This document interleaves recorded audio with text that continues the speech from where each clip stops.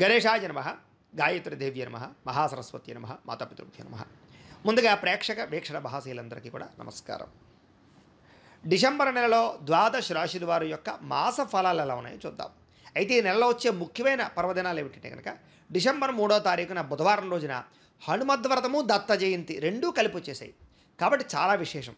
వీలున్న వారు ఎవరికైతే ఆంజనేయ స్వామి ఇష్టమైతే వాళ్ళు హనుమద్వ్రతాన్ని చేసుకోండి, లేదా దత్తాత్రేయ స్వామి ఇష్టమైతే కనుక అనఘా దత్త వ్రతాన్ని చేసుకోండి. అయితే మీకు పూజారులు దొరకకపోయినా, పూజ ఎలా చేసుకోవాలో తెలియకపోయినా, ఇతర దేశాలలో ఉన్నా కూడా ఇబ్బంది పడకుండా డిసెంబర్ 8వ తారీఖున సోమవారం రోజున సంకటహర చతుర్థి వచ్చింది.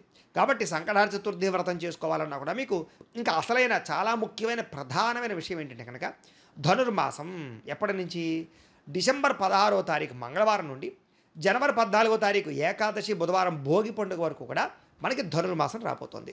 అయితే ఈ సందర్భంగా మా పీఠంలో ఏంటంటే కనుక సంపూర్ణ లక్ష్మీ కుబేర సహిత సుదర్శన యాగాన్ని చేయాలి అని మహాసంకల్పం చేశాం.